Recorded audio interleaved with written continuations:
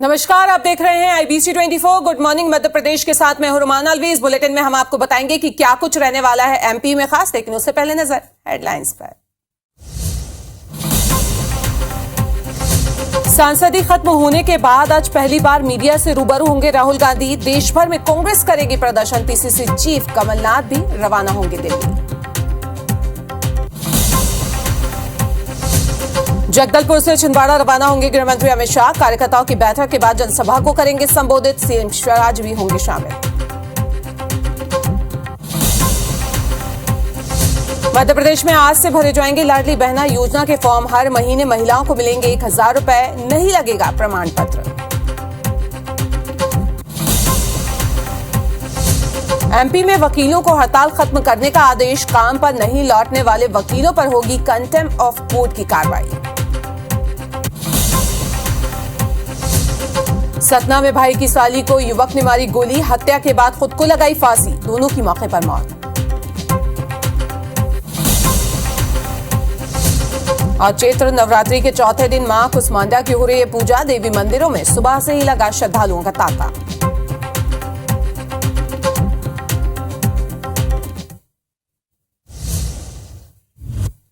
Headline is brought to you by Sri Narayana Hospital, Devendra Nagar, Raipur and Balco Medical Center, Atal Nagar, Nava Raipur।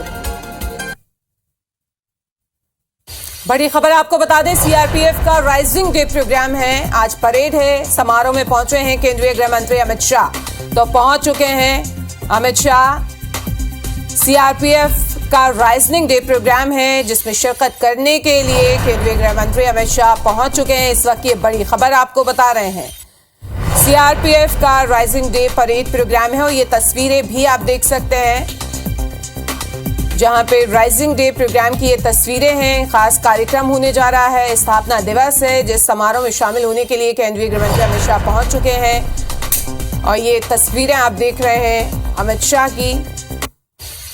Parade day की ये तस्वीरें हैं जो कि आप देख पा रहे हैं जगदलपुर से ये सीधी तस्वीरें आपको दिखा रहे हैं। CRPF का rising day programme parade programme है ये, जिसमें शिरकत करने के लिए केंद्रीय गृह मंत्री अमित शाह पहुंच चुके हैं। जगदलपुर कल ही पहुंच गए थे और आज वो यहाँ पे राइजिंग डे परेड में शामिल हुए हैं। तो ये तस्वीरें आप देख सकते हैं जब उनका काफिला निकला और दूसरा काफिला पहुंचा और वो परेड में शामिल हुए। तो ये तस्वीरें आप देख सकते हैं CRPF के स्थापना दिवस की ये तस्वीरें हैं जहाँ पे राइजिंग डे परेड कार्यक्रम है और इस कार्यक्रम में शिरकत करने के लिए, इस समारोह में शिरकत करने के लिए केंद्रीय गृह मंत्री अमित शाह पहुंच चुके हैं। बस्तर दौरा है अमित शाह का, काफी अहम दौरा ये माना जा रहा है। परेड की सलामी लेंगे गृह मंत्री अमित शाह। तो आपको ये भी बता दें कि जिस तरीके से हमने देखा स्थापना दिवस है, दिल्ली से महिला डेयर डेविल्स की जो टीम थी वो रवाना हुई और 16 दिन का सफर करके बाय रोड वो जगदलपुर पहुंची है। वो भी आज यहाँ पे अपना दमखम दिखाती हुई नजर आएंगी। परेड की सलामी कार्यक्रम में अमित शाह पहुंचे हुए हैं और ये तस्वीरें आप देख रहे हैं। 84वां स्थापना दिवस है और पहली बार ऐसा मौका है जब जगदलपुर में ये मनाया जा रहा है। तो ये दो तस्वीरें आपको दिखा रहे हैं जहाँ पे समारोह होना है वहां की, और दूसरी तस्वीर जब काफिला निकला अमित शाह का। सिक्योरिटी काफी टाइट है, पहले से इंतजाम कर लिए गए थे और आज कई कार्यक्रम यहाँ पे होना है। जगदलपुर की ये तस्वीरें आपको दिखा रहे हैं जहां पे CRPF का 84वां स्थापना दिवस है। समारोह में पहुंचे हैं केंद्रीय गृह मंत्री अमित शाह परेड को सलामी देने के लिए। सलामी लेंगे गृह मंत्री अमित शाह। परेड यहाँ पे उन्हें सलामी देगी जिसकी सलामी वो लेंगे। जगदलपुर की ये तस्वीरें आपको दिखा रहे हैं। राइजिंग डे परेड की ये तस्वीरें हैं जहां पे परेड उन्हें सलामी देगी, वो सलामी लेंगे। इसके साथ ही जो CRPF की महिला डेयर डेविल्स की जो टीम है वो दिल्ली से हजारों किलोमीटर का सफर तय करके जगदलपुर पहुंची और जगह जगह जहां से ये टीम निकल रही थी, लगातार हमने पल पल की अपडेट आपको दी थी कि किस तरीके से जहां से ये काफिला गुजरा वहां आम लोगों ने उनका हौसला बढ़ाया, उनका स्वागत किया। समारोह में पहुंचे हैं केंद्रीय गृह मंत्री अमित शाह और ये तस्वीरें सीधी आपको जगदलपुर से दिखा रहे हैं जब उनका काफिला जहां पे वो रुके थे वहां से निकला। और पहली बार स्थापना दिवस पर राइजिंग डे प्रोग्राम होने जा रहा है बस्तर में। दिल्ली से बस्तर पहुंची महिला डेयर डेविल्स की टीम की ये तस्वीरें भी।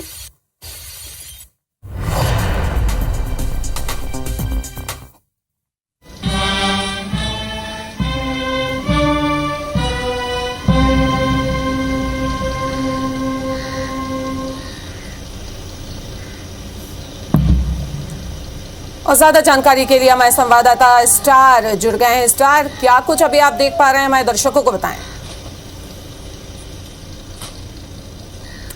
स्टार, आपको आवाज आ रही है, सुन पा रहे हैं आप? देखिए, सीआरपीएफ के 83वें दिवस के अवसर पर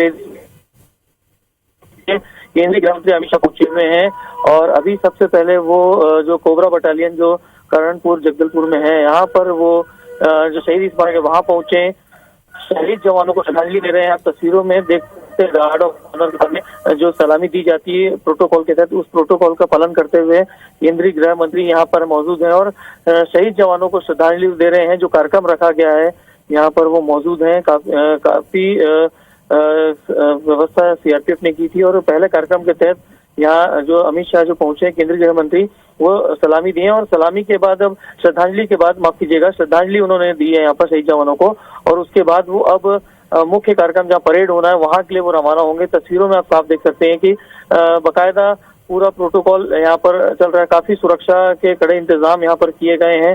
सुरक्षा घेरे के बीच में अमित शाह है यहाँ पर। कोबरा बटालियन जो सीआरपीएफ की है, उनके जो करणपुर कैंप में यह कार्यक्रम रखा गया है और रेजिंग डे परेड जो स्थापना दिवस है सीआरपीएफ का वो मनाया जा रहा है, उस पर रेजिंग डे परेड होती है, उसका रखा गया आयोजन है और सबसे पहले शुरुआत आज अमित शाह ने जो शहीद जवान है उनको श्रद्धांजलि देकर की है और कुछ ही देर बाद वो परेड स्थल पर पहुंचेंगे। क्या कुछ आगे के कार्यक्रम रहने वाले हैं स्टार? क्योंकि एक खास बात ये भी है कि जो महिला डेयर डेविल्स की टीम है वो भी हजारों किलोमीटर का सफर तय करके यहाँ पे पहुंची है। जी देखिए, कार्यक्रम के मुताबिक कुल 9 अलग अलग टुकड़ियां हैं जो परेड में शामिल हैं, जो सलामी देंगी और इसके अलावा बता दूं आपको कि सांस्कृतिक कार्यक्रम भी रखे गए हैं। साथ ही सीआरपीएफ के जवानों के द्वारा भी कुछ प्रदर्शन रखे गए हैं। जो सीआरपीएफ की जो महिला टुकड़ी चल रही है, जो बाइकर हैं, जो कमांडोज हैं, दिल्ली से यहाँ तक जगदलपुर तक मोटरसाइकिल चलाते हुए आई हैं, उनके शौर्य का प्रदर्शन भी रहेगा। जो बाइक एक्सपीडिशन बीच में रास्ते में हमने अपने चैनल के माध्यम से दिखाया था, तो उसकी भी कुछ प्रदर्शनी है। डॉग शो भी यहाँ पे रखा गया है। तो पहले जो परेड का कार्यक्रम होगा जिसमें सलामी ली जाएगी, उसके बाद फिर ये जो दूसरे कार्यक्रम है, सांस्कृतिक कार्यक्रम है या फिर जो सीआरपीएफ के अन्य जो प्रदर्शन है वो किए जाएंगे। सर, आपसे यहाँ ये भी जानना चाहेंगे क्योंकि पहला ऐसा मौका है जब जगदलपुर में ये कार्यक्रम होने जा रहा है, तो कितना लोग वहां पे एक्साइटेड हैं? जो सीआरपीएफ कैंप है वहां के लोगों से आपने बात करने की कोशिश की क्योंकि तैयारियां तो पहले से ही शुरू हो गई थी।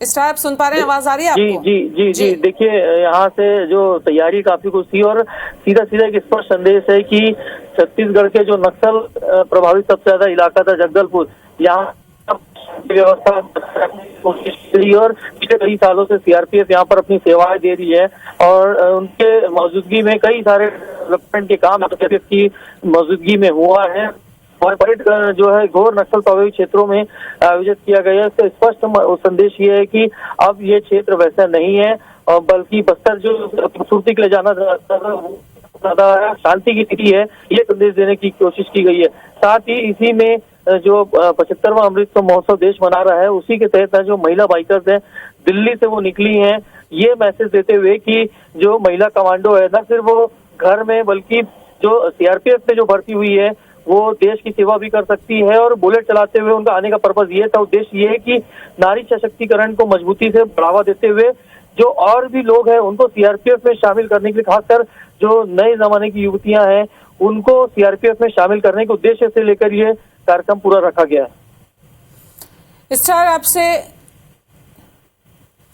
तो चलिए ये आपको तस्वीरें दिखा रहे हैं, बस्तर दौरे पे है अमित शाह। ये सीधी तस्वीरें जगदलपुर से आप देख पा रहे हैं जहां पे परेड होनी है और परेड स्थल की ये तस्वीरें दिखा रहे हैं जहां पे केंद्रीय गृह मंत्री अमित शाह पहुंच चुके हैं और कुछ ही देर बाद वो सलामी यहां पे लेंगे। तो ये तस्वीरें सीधी आप देख पा रहे हैं। सीआरपीएफ कैंप में ये कार्यक्रम हो रहा है। अमित शाह ने शहीद जवानों को सबसे पहले श्रद्धांजलि दी और उसके बाद अब परेड में वो शामिल हो रहे हैं। तो ये तस्वीरें भी आपको देख रहे हैं। सुरक्षा के इंतजाम यहाँ पे कर लिए गए और जिस तरीके से हमारे संवाददाता बता रहे थे कि काफी पहले से तैयारियां शुरू कर दी गई थी, अलग अलग कार्यक्रम आज दिन भर के हैं, उसके बारे में भी उन्होंने बताया। और साथ ही ये तस्वीरें भी आपको दिखा रहे हैं। ये वो 3 तस्वीरें हैं जहां पे पहली तस्वीर में आप देख सकते हैं कि मुलाकात करते हुए केंद्रीय गृह मंत्री अमित शाह नजर आ रहे हैं। सीआरपीएफ के जो अधिकारी हैं, जो जवान हैं, उनके साथ वो मुलाकात कर रहे हैं। और दूसरी तस्वीर जब वो सभा स्थल पे पहुंचे थे, शहीदों को उन्होंने श्रद्धांजलि दी। उस जगह की ये तस्वीरें और तीसरी तस्वीर। और ज्यादा बातचीत के लिए हमारे संवाददाता नरेश मिश्रा हमारे साथ जुड़ गए हैं। नरेश, अगर बात करें तो क्या कुछ कार्यक्रम रहने वाला है और अभी आप कहाँ हैं और क्या तस्वीरें देख पा रहे हैं? मुख्य कार्यक्रम स्थल है जहां मुख्य अतिथि के तौर पर अमित शाह का आगमन हो चुका है और अभी परिचय जो अधिकारी हैं उनसे परिचय प्राप्त करने के बाद वो सीधे मंच की तरफ बढ़ रहे हैं। यहाँ मंच में पहुंचने के बाद उनका परेड निरीक्षण का कार्यक्रम है। इसके बाद मार्च पास्ट शुरू होगा। फिर इसके बाद समीक्षा के कार्यक्रम के साथ साथ महानिदेशक का भाषण है। इसके बाद अलंकरण समारोह भी रखा गया है और जिसमें ट्रॉफी वितरण भी किया जाएगा। साथ ही जो सीआरपीएफ की जो कई भवन निर्माण है उनको वो ई लोकार्पण भी इनका करेंगे। साथ ही एक हल्बी माध्यम में समाचार शुरू हो रहा है, उस बुलेटिन के लिए भी वो उसका ई लोकार्पण करेंगे। इसके बाद जो है माननीय गृह मंत्री की तरफ से स्मृति चिन्ह भेंट किया जाएगा। तो ये कार्यक्रम सिलसिलेवार है। इसके बाद जो क्योंकि ये जो 84वां स्थापना वर्षगांठ मनाया जा रहा है, ये महिला सशक्तिकरण की थीम पर आधारित है। जो महिला बाइकर्स दिल्ली से निकली थी, बस्तर पहुंची हैं, उन सभी जो उनका मोटरसाइकिल एक्सपीडिशन भी होगा। तो ये कार्यक्रम इस मुख्य स्थल पर है। इसके बाद सांस्कृतिक कार्यक्रमों का भी आयोजन रखा गया है। नरेश, पहला ऐसा मौका है जब जगदलपुर में ये मतलब स्थापना दिवस मनाया जा रहा है। जाहिर बात है कि जो लोग हैं, एक्साइटमेंट होगा उनमें, जवानों में भी होगा। सुरक्षा की अगर हम बात करें तो क्या इंतजाम यहाँ पे किए गए हैं, क्योंकि काफी बड़ा कार्यक्रम है आज? जी हाँ, आपने बिल्कुल ठीक कहा है। देखिए, ये तीसरा ऐसा कार्यक्रम है जो दिल्ली से बाहर वर्षगांठ के तौर पर केंद्रीय रिजर्व पुलिस बल मना रहा है। नीमच, जम्मू के बाद बस्तर में ये आयोजन किया गया है और ये एक अच्छी पहल है क्योंकि अलग अलग क्षेत्रों में सीआरपीएफ बल तैनात है और ऐसे में जो वामपंथ उग्रवाद है यहाँ दशकों से सीआरपीएफ अपनी सेवाएं दे रही है। तो एक बड़ा मैसेज देने की कोशिश है बस्तर में इस आयोजन को करने के जरिए। और एक सुरक्षा की आप बात कर रहे हैं, बिल्कुल सही है क्योंकि सबसे संवेदनशील क्षेत्र है, इसलिए जो सुरक्षा के इंतजाम है वो काफी किए गए हैं। ड्रोन से निगरानी करने के साथ साथ जो करीब 20 किलोमीटर का दायरा है जिस जगह कार्यक्रम है, इसमें बीते 3 दिनों से 3 लेयर की सुरक्षा व्यवस्था रखी गई है। तमाम जो अधिकारी हैं वो लगातार सुरक्षा की मॉनिटरिंग भी कर रहे हैं। नरेश, आपसे यहाँ ये भी जानना चाहेंगे क्योंकि जिस तरीके से अभी हम तस्वीरें देख पा रहे हैं, अमित शाह पहुंच चुके हैं, कुछ लोग भी उनके साथ सीआरपीएफ के जो हैं अधिकारी वो भी मौजूद हैं। क्या कुछ आगे इंतजाम रहने वाला है, क्योंकि जाहिर बात है प्रोग्राम बहुत बड़ा है, तो जो आसपास की आम जनता है उनको भी इंतजार रहेगा कि वो देख पाए, तो उनके लिए कुछ इंतजाम यहाँ पे किया गया है? जी हाँ, देखिए, क्योंकि ये शहर से 18 किलोमीटर की दूरी पर है ये कैंप, तो आसपास के जो जनप्रतिनिधि हैं, स्कूल है, वहाँ के बच्चे भी इसमें शामिल हुए हैं। तो जो स्थानीय लोग हैं उनको भी कुछ लोगों को आमंत्रित किया गया है। हालांकि ये आमंत्रण सीमित रखा गया है और आप देख सकते हैं कि जो अमित शाह हैं वो लगातार सबका अभिवादन कर रहे हैं। जो मुख्य अलग अलग जो टुकड़ियां हैं, उनके जो प्रमुख हैं, सीआरपीएफ के जो बड़े अधिकारी हैं, वो यहाँ पर पहुंचे हैं। तो ये सारे लोगों के लिए यहाँ पर व्यवस्था की गई है और जो कार्यक्रम है मुख्य रूप से वो 9:55 तक चलेगा और पूरे कार्यक्रम के दौरान अमित शाह यहाँ मौजूद रहेंगे। और जो उनका जो कार्यक्रम शुरू हुआ वो जवानों को, जो शहीद जवान जिन्होंने सीआरपीएफ में अब तक शहादत दी है, कुल 2249 जवान हैं जो अब तक शहीद हुए हैं और इसमें 764 जवान जो वामपंथ उग्रवाद से लड़ते हुए शहीद हुए। तो इन सभी को श्रद्धांजलि देने के बाद अब वो परेड कार्यक्रम में शामिल होने पहुंचे हैं। परेड ग्राउंड में मुख्य रूप से अभी वो निरीक्षण के लिए जा रहे हैं और निरीक्षण के बाद मार्च पास्ट यहाँ पर शुरू होगा। फिर इसके बाद समीक्षा क्रम होगा। फिर उसके बाद महानिदेशक के भाषण के बाद जो है जो अमित शाह हैं वो संबोधित करेंगे सभी को। तो ये मुख्य कार्यक्रम है और इसके बाद जो कुछ जो बिल्डिंग है उनकी उद्घाटन के बाद ई लोकार्पण करेंगे रिमोट के जरिए वे। उसके बाद जो है जो सीआरपीएफ के जो परेड कमांडर्स हैं उनसे परिचय और मुलाकात के बाद वो सांस्कृतिक कार्यक्रम को भी देखेंगे यहाँ पर। तो ये सांस्कृतिक कार्यक्रम के लिए भी जो छात्र हैं, जो युवा हैं, वो उन लोगों को यहाँ पर बुलाया गया है। एक डॉग प्रोग्राम है और इसके बाद जो महिला बाइकर जो दिल्ली से रवाना हुई हैं, ये इनका एक्सपेडिशन होगा। ये सभी सबसे आखिरी में यहाँ पर इस कार्यक्रम में शामिल होंगे। नरेश, आपसे हम यहाँ ये भी जानना चाहेंगे, दिन भर का शेड्यूल आपने बता दिया है, काफी तैयारियां यहाँ पे की गई हैं, और क्या कुछ रहने वाला है इसमें खास? देखिए, ये भी एक बात आ रही है क्योंकि पिछली बार भी 2021 में अमित शाह बस्तर पहुंचे थे जब बीजापुर में जवानों की शहादत हुई थी। तो उस दौरान भी उन्होंने ये साफ कहा था कि जो आने वाले समय में बड़े ऑपरेशन या एक तरह से ये जवानों की शहादत का जवाब दिया जाएगा। तो ये माना जा रहा है कि पिछले कुछ सालों में, जैसे महानिदेशक ने, सीआरपीएफ के महानिदेशक ने बताया कि बहुत से नए फॉरवर्ड बेस तैयार किए गए हैं। पिछले 2 सालों में 53 ऐसे फॉरवर्ड बेस तैयार किए गए हैं वामपंथ उग्रवाद क्षेत्रों में। तो इनमें से किसी फॉरवर्ड बेस का निरीक्षण करने वो जा सकते हैं। हालांकि ये दौरा उनका गोपनीय है, अब तक इसके बारे में मीडिया को कोई जानकारी साझा नहीं की गई है। तो ये भी संभव है कि वो किसी फॉरवर्ड बेस में किस तरह से काम हो रहा है उसको देखने के लिए पहुंचेंगे, क्योंकि जिस तरह से सीआरपीएफ ने रिपोर्ट किया है केंद्रीय गृह मंत्रालय को कि बिहार और झारखंड में जो वामपंथ उग्रवाद है उसको नियंत्रित किया गया है, कई प्रमुख जो लिबरेटेड जोन है उनको मुक्त किया गया है। तो उससे उसी तर्ज पर बस्तर इलाके में यह फॉरवर्ड बेस जो माओवादियों के लिबरेटेड जोन है उनको कंट्रोल करने के लिए काम कर रहे हैं। तो ये एक कोशिश होगी कि इस वर्षगांठ के जरिए महिला सशक्तिकरण के थीम पर जो काम हुआ है इससे भी लोग जुड़े, युवा जुड़े। कल जो कोंडागांव से जगदलपुर तक सुबह कोंडागांव पहुंचने के बाद जगदलपुर तक सुबह जो महिला बाइकर्स की टीम पहुंची, तो यहाँ पर भी लोगों ने इसका स्वागत किया और बड़ी तादाद में लोग इंतजार कर रहे थे इनको देखने का। तो एक मैसेज भी है कि फोर्स से जुड़ने के लिए, और बस्तर बटालियन की भर्ती भी शुरू की है केंद्रीय गृह मंत्रालय। तो ये सारी चीजें सीआरपीएफ बस्तर के अलग अलग हिस्सों तक पहुंचने की कोशिश कर रही है, और जो वापस उग्रवाद से लड़ने के लिए जो तैयारियां हैं, जो रणनीति उन्होंने बनाई है, उन सारी चीजों को भी उनका निरीक्षण कर सकेंगे केंद्रीय गृह मंत्री। ये कोशिश अधिकारियों की है। तो ये कार्यक्रम के बाद संभव है कि वो किसी फॉरवर्ड बेस का निरीक्षण करेंगे। तो कह सकते हैं कि आगे कोई ब्लूप्रिंट या कोई रणनीति बन सकती है, क्योंकि जिस तरीके की घटनाएं पिछले दिनों सामने आई वो सामने न आए उसको लेकर, और किस तरीके से लगाम लगे।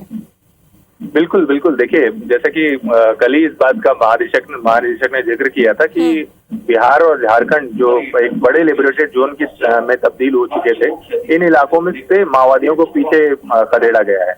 और करीब करीब पिछले 2 सालों में देखें तो 53 बेस कैंप, नए बेस कैंप है, और बस्तर अब आने वाले समय में सीआरपीएफ के भी प्रमुख केंद्र में है। इसके लिए उन्होंने इस इलाके में जो बेसिक इंफ्रास्ट्रक्चर है उसके डेवलपमेंट की बात राज्य सरकार के साथ कही, और कि सड़क, पानी, बिजली ऐसी बुनियादी चीजें नहीं होने की वजह से बहुत से इलाकों में अभी भी अप्रोच नहीं है। हालांकि उन्होंने ये भी माना कि जो टेरीन है वो चुनौतीपूर्ण है झारखंड और बिहार के मुकाबले बस्तर का, तो इसलिए यहाँ समस्या के समाधान में कुछ लंबा वक्त लग सकता है। लेकिन वो किस रणनीति पर काम होगा उसको लेकर के समीक्षा बैठक में बातचीत हुई। अमित शाह ने तमाम जो बड़े अधिकारी हैं उनसे शाम को इसके बारे में ब्रीफ लिया था, और किस तरह से जो बस्तर और छत्तीसगढ़ के अलग अलग हिस्सों में काम कर रही है केंद्रीय रिजर्व पुलिस, उसकी समीक्षा बैठक हुई है इसको लेकर के। चलिए नरेश, आप नजर बना के रखें, आगे भी अपडेट लेते रहेंगे। फिलहाल अभी के लिए आपका बहुत बहुत शुक्रिया। रुक करते हैं मध्य प्रदेश की खबरों का। आपको बता दें कि जगदलपुर के बाद केंद्रीय गृह मंत्री अमित शाह छिंदवाड़ा के लिए रवाना होंगे। केंद्रीय गृह मंत्री अमित शाह का आज छिंदवाड़ा दौरा रहने वाला है। आज छिंदवाड़ा दौरे पर रहेंगे वो। इनके साथ ही सीएम शिवराज सिंह चौहान आदिवासी धर्म गुरुओं से मुलाकात भी करेंगे। कुंड दरबार में पूजा अर्चना भी करेंगे गृह मंत्री अमित शाह। वहीं बीजेपी की महाविजय उद्घोष जनसभा को संबोधित करेंगे, और इसके साथ ही बीजेपी कार्यालय में प्रमुख पदाधिकारियों के साथ वो बैठक भी करेंगे। बीजेपी प्रदेश अध्यक्ष वी डी शर्मा भी उनके साथ मौजूद रहने वाले इस बैठक में, और मंत्री नरोत्तम मिश्रा, कमल पटेल भी बैठक में शामिल होंगे। वहीं केंद्रीय राज्य मंत्री फग्गन सिंह कुलस्ते भी बैठक में शामिल होंगे। 1 लाख से ज्यादा बीजेपी कार्यकर्ता इस कार्यक्रम में शिरकत करेंगे, शामिल होंगे। तो आज छिंदवाड़ा दौरे पर अमित शाह।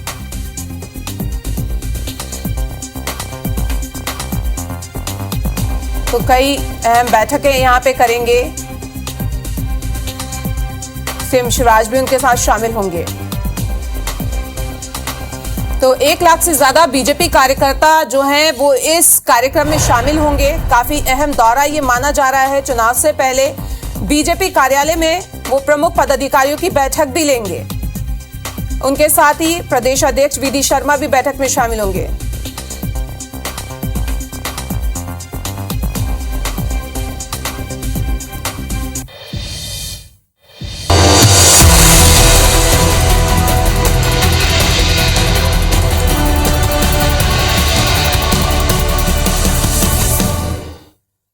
और अब बात 3 वर्ष उत्कर्ष की। शिवराज सरकार की चौथी पारी के 3 साल पूरे हो गए हैं। इस दौरान मुख्यमंत्री ने हर वर्ग की समृद्धि और कल्याण के लिए फैसले लिए। खासतौर पर खेल गतिविधियों को बढ़ावा देने के लिए मुख्यमंत्री ने सरकारी खजाना खोल दिया। प्रदेश का खेल बजट 400 करोड़ रुपए तक पहुंच चुका है, जिसकी मदद से प्रदेश में खेलों के लिए नए भवन, खेल सुविधाएं और मैदान अंतर्राष्ट्रीय मापदंडों के अनुरूप तैयार किए गए हैं। आज उसका रिजल्ट भी सबके सामने है। मध्य प्रदेश खेल हब के तौर पर उभरता जा रहा है। देखिए रिपोर्ट। खेलों का महाकुंभ खेलो इंडिया यूथ गेम्स का आयोजन कर मध्य प्रदेश ने दुनिया को बता दिया कि वो अंतर्राष्ट्रीय खेल प्रतियोगिता की मेजबानी करने के लिए पूरी तरह से तैयार है।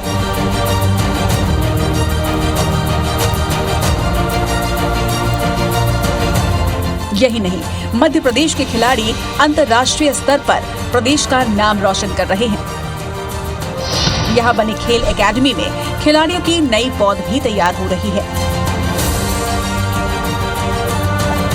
आज अगर मध्य प्रदेश खेल हब के तौर पर अपनी पहचान बनाने में सफल रहा है, तो इसमें मुख्यमंत्री शिवराज सिंह चौहान के कुशल नेतृत्व और दूरदर्शी सोच का अहम योगदान है। मध्य प्रदेश को खेल हब बनाने के लिए शिवराज सरकार ने बजट की कमी नहीं होने दी। बजट बढ़ाने के साथ साथ खेल संरचनाओं को विकसित किया गया और मुख्यमंत्री शिवराज सिंह चौहान ने भी इस बात पर जोर दिया कि खेलों के बिना जिंदगी अधूरी है, बल्कि जिंदगी ही खेल है।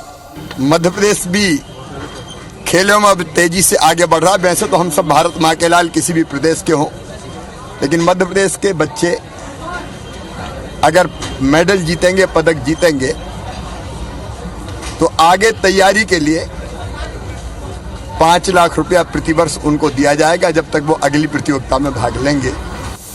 मध्य प्रदेश में खेल एकेडमी और सुविधाएं बढ़ी तो खिलाड़ियों ने भी मेडल लाने में कोई कसर नहीं छोड़ी।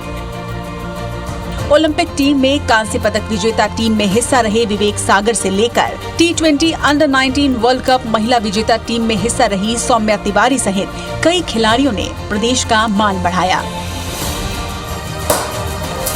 शूटिंग, घुड़सवारी, कुश्ती, मुक्केबाजी, तलवारबाजी, जूडो, कराटे, हॉकी, तीरंदाजी, जल क्रीड़ा, मल्लखंभ सहित अन्य खेलों में खिलाड़ियों ने मध्य प्रदेश के लिए मेडल जीता। अंतर्राष्ट्रीय स्तर पर भी प्रदेश के खिलाड़ी पीछे नहीं रहे। मध्य प्रदेश के खिलाड़ियों ने बीते साल नेशनल गेम्स में शानदार प्रदर्शन करते हुए 20 स्वर्ण, 25 रजत और 21 कांस्य पदक सहित कुल 66 पदक अपनी झोली में डाले। मध्य प्रदेश इन खेलों में देश में 7वें स्थान पर रहा। भोपाल की बेटी ने, सौम्या ने, नाबाद पारी भी खेली और विनिंग चौका भी लगाया। मध्य प्रदेश भी बढ़ रहा है, भोपाल भी बढ़ रहा है और कुल मिला के देश आगे बढ़ रहा है। और महिला क्रिकेट अकादमी भी खेलों की हमने प्रारंभ की। मुझे कहते हुए खुशी है कि हमारी अकादमियों में अंतर्राष्ट्रीय स्तर की सुविधाएं हैं। खेल आयोजनों की बात करें तो बीता साल मध्य प्रदेश के लिए उपलब्धियों भरा रहा। खेल विभाग ने 3 बड़ी राष्ट्रीय प्रतियोगिताओं का आयोजन किया। इनमें सबसे बड़ी शूटिंग की राष्ट्रीय प्रतियोगिता रही।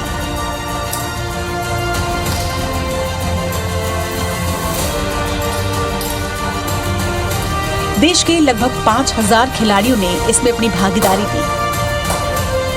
वहीं जूनियर राष्ट्रीय घुड़सवारी प्रतियोगिता में भी देश के लगभग 200 घुड़सवारों ने राजधानी भोपाल में अपने शानदार घोड़ों के साथ बेहतरीन प्रदर्शन किया। दिसंबर में राष्ट्रीय एलीट महिला बॉक्सिंग चैंपियनशिप का भी सफल आयोजन किया गया। इस चैंपियनशिप में तेलंगाना की निखत जरीन और असम की लवलीना बोरगोहेन जैसी अंतर्राष्ट्रीय महिला बॉक्सर्स ने एकेडमी की व्यवस्थाओं की तारीफ की। खेलो इंडिया यूथ गेम से लेकर इंटरनेशनल शूटिंग स्पोर्ट्स फेडरेशन के वर्ल्ड कप की मेजबानी मध्य प्रदेश को मिलना प्रदेश के लिए सोने पर सुहागा रहा। मध्य प्रदेश के खिलाड़ियों को अनेकों सुविधाएं हम देते हैं। विशिष्ट प्रतियोगिताएं जीतने वाले खिलाड़ियों को शासकीय नौकरियों में भर्ती से लेके अलग अलग पुरस्कार तक।